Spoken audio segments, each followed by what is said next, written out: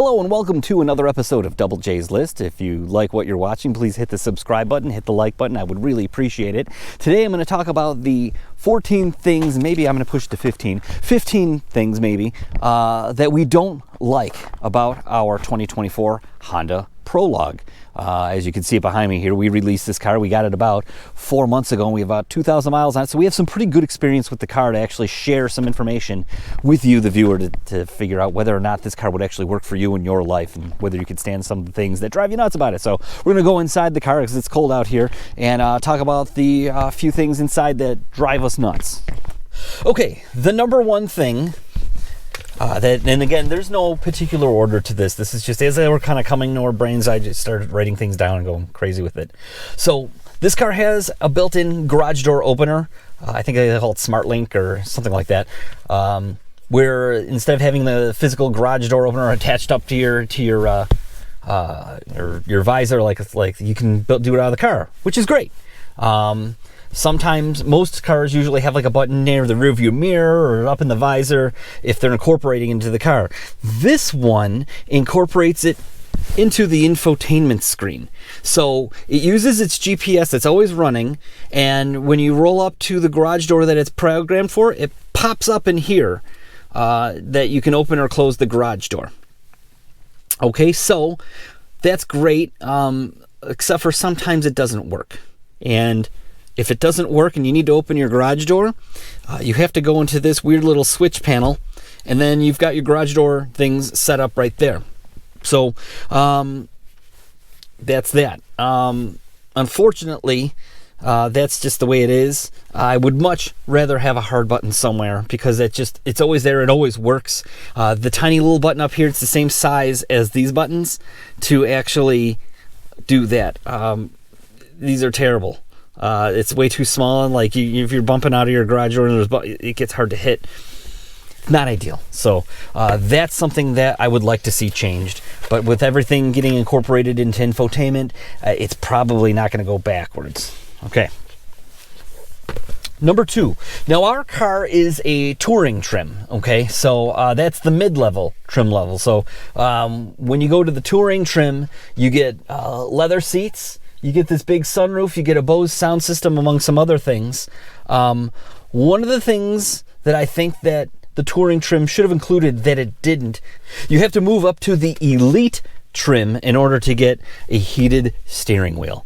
So here in EV world, like, they want you to try to use your heated seats and not use the heat system inside the car as much, because that drains more from the battery to heat up the whole cabin of the car rather than just heating up your body and heating up your hands. So a heated steering wheel have been really, really nice on this trim level, and I know that they're trying to justify moving up to the elite, but heated steering wheel would have been like much appreciated. I would have taken that over the sunroof or the Bose sound system, frankly.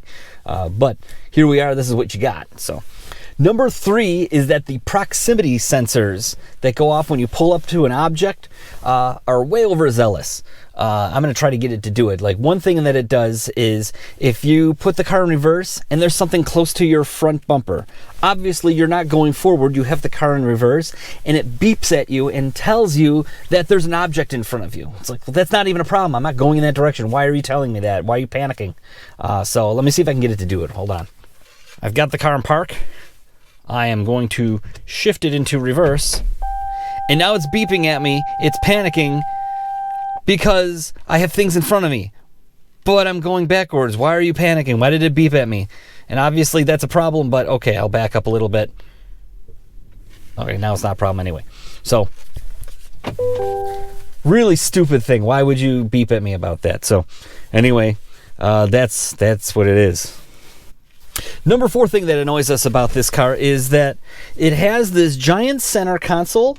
You can see we have a couple things in it, but it's so wide open that there's not much stuff that you could put on here that doesn't fly around. It needs a divider or compartments or something, because we shipped out some stuff. My wife has a business, so she was shipping things out, so having shipping tape there, and this seems to hold on to the rubber okay, and she's got this notebook that it moves around a little bit, but again, it's huge.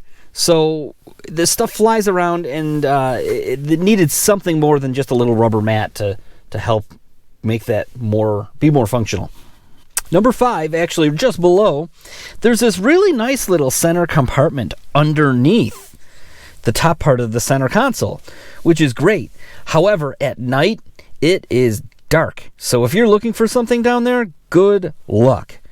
So we keep our sunglasses down there, which works for now because you only need them when it's really bright out anyway, so then they're easy to find. Also, this car doesn't have any kind of sunglass storage, so that's going to have to work. I really like actually having sunglass storage, usually up like in the center console or above the center, the windshield. Nice spot to keep that, like in a lot of cars, but this one doesn't have that. So number 6 is that this car is super wide, and you figure that out when you're trying to pull into parking spots. It's very strange because it takes up almost the width of an entire parking spot. It's nice because it gives you a lot of room inside width-wise. However, it makes the car a little bit hard to maneuver around. So if you can see from the back, even though like this is kind of back, it's significantly wider than our Volkswagen Tiguan, which isn't a small car by any means. However, this is really wide, and it's very strange to park sometimes, and it's been kind of annoying at times, especially then you try to open your doors and the car takes up a whole parking spot and there's cars parked next to the lines that are close. It's almost as wide as a full-size truck. My speculation is that since this is on General Motors' Ultium platform that it shares with vehicles that are much larger, such as the Hummer EV, the Escalade EV, the Silverado EV, the GMC the pickup truck, the Sierra EV.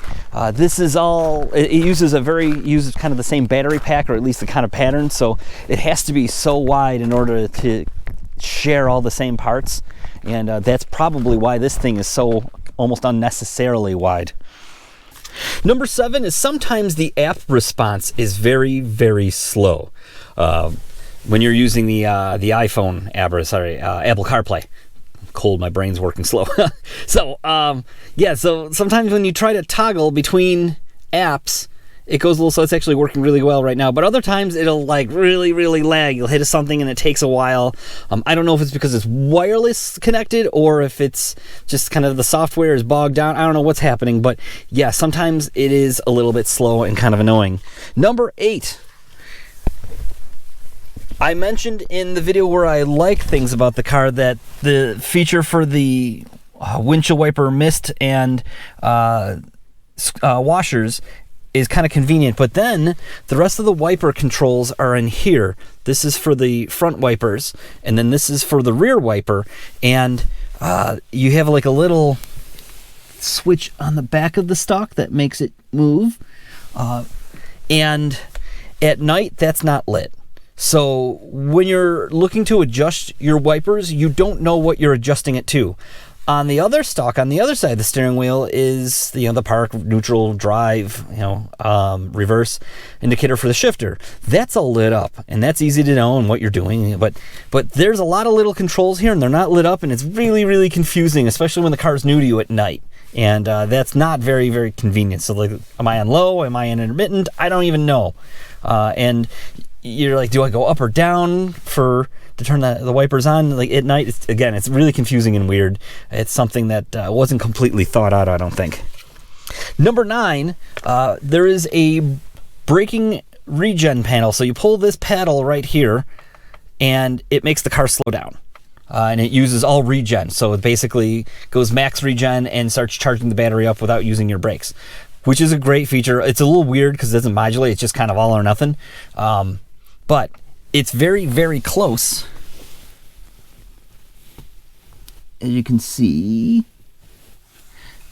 that's the regen button right here I'm pressing, and then right here toggles between your presets on your radio. So you might be going to change a preset on your radio to the next station, and instead you hit the slow down button. All of a sudden the car jerks.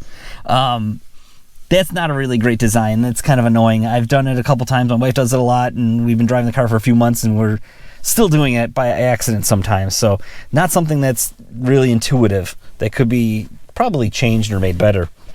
Number 10 on our list of things that we dislike about our Honda Prologue is the outward visibility. You sit kind of low. The windows are very low. The forward visibility is a little tough. The corners are a little hard to judge, but it only gets worse as you move back. And as you can see, that rear window is almost completely useless. And if you look inside the mirror, you really can't see too much outside that mirror. It's something that's really annoying about the car. I guess you got to get used to. But I'm going to talk about in number 11, we're going to segue right into it, that there was a fix for some of this, and General Motors actually has it inside their back pocket. My Bolt EV or UV had a mirror that used a camera that was at the top of the rear windshield that would, instead of the mirror looking like this, it would bring up a video screen of what was going on behind me, and it would eliminate all of the blind spots that are created by the seats and the height of the window and the pillars in the back. That is something that should be standard on every single one of these cars, pretty much every car that's ever made, because it was actually wonderful once you got used to it, because you look up and you're not looking at a mirror, you're looking at a screen. It took a little bit to get used to, but it eliminates every single blind spot. It's fantastic. Every single car should have it, and especially in cars with terrible outward visibility to the rear like this car. The other things too, because it's so hard to judge the corners of this car just because of the shape of the windows and how you sit. On the Elite trim metal level, you get the 360 camera, so it has cameras all the way around the car that show you everything that's going on. That, just as a safety feature, should be on every single trim level. It should be standard, not just for the most expensive trim level. Number 12 is the fog light setup. So there's really no headlight switch in this car. First off, headlights are all controlled by this button right here, and that you can turn them off, you can turn on auto, you can turn on the parking lights, and then that turns on the fog lights, or you can click here and turn the fog lights on this way. What happens though when you turn the fog lights on is that it now disables your automatic high beams. So the automatic high beams are right there. So it shows that it's on, but if you have your fog lights on, it's saying, hey, it's foggy out. You don't want to turn your high beams on because high beams and fog are a bad thing. This gets rid of that issue. Makes it so it doesn't. So instead of having hard buttons for all this stuff, it's all buried in menus, and you never think you'd have that, but that's the way it is. So all the light switches being hidden is kind of annoying. So number 13 is the hands-free access to the power tailgate. So having that hands-free access is good. You can just take your foot and kick underneath, and it opens up. Seems great, right? And then if you want to close it, you can do like you get the groceries out or whatever, your hands are full, you go to close it, you do it again, and then it closes. However, it doesn't always work perfectly like it just did. First of all, you always have to kick from left to right. If you go right to left, nothing happens. It just did it. It seems to only work from left to right, not right to left. But and then other times it's kind of finicky and doesn't work at all. I wish it worked a little bit better. Number 14 is the tire selection. These are Bridgestone, I think they're called Alenza. Yeah, Alenzas. They're an all-season tire. They're not a really good tire for snow, I've found. They really slip around and aren't very good. I really wish they would have went with a new all-weather tire that was rated for snow and ice use, especially in these northern climates. It would have been a whole lot better, because I've had a few times where I've gone up to a little bit of a snow-covered hill in a parking lot and it does not perform very well. So that would have been really handy. Finally, number 15, probably the most disappointing thing about this car is it's had some mechanical problems in 4 months and 2,000 miles. The first problem we experienced right from brand new is if you turn the steering wheel really hard, especially to the right, and you're in a parking lot, and you accelerate a little bit, it makes a noise like a CV joint is failing. It's a really loud clunk, clunk, clunk, clunk. I brought it into the dealership, and they said they couldn't recreate the issue, and they said, let's see if it gets worse, and we'll try to fix it. I've gone on the forums, I've seen on Reddit that it's a really, really common issue on these, that the CV joints seem to fail on the front of these right from day one. and maybe they're defective, whatever. So I'm pretty sure that this car has that issue, and they just are not trying hard enough to get it to make the noise, or it does have to get worse to actually notice the problem on the seat unit when they put it up on the lift and check for play. We've also had a second problem with this car. Literally just a few weeks ago, the backup camera just stopped working. It gives us this little symbol. I'll show it to you. All right, so when I put it in reverse now, I shift it in reverse, and instead of getting a camera on this screen, it gives me this symbol saying, hey, your camera's not working. Now, this was also in for service for this today too. They had to order the part. They said it's on back order. Hopefully in a few weeks it gets fixed. Again, we're only at 2,063 miles, and I've had it for less than 4 months, and that's failure number 2. So that's not a really good start, but it is a brand new car. It was a collaboration between 2 manufacturers to build it. So yeah, there might be some hiccups, but we'll see how it all pans out in the end here. So I really hope that this helped you make a decision about whether or not you want to buy one of these, or you just want to check it out and see if you agree with me. There's a companion video, like I said, for the things that I like about this car. It's going to be hitting at the same time, so go ahead and look that up after this. And if you get a chance, hit the like, hit the subscribe button. I would really appreciate it, and thank you for watching.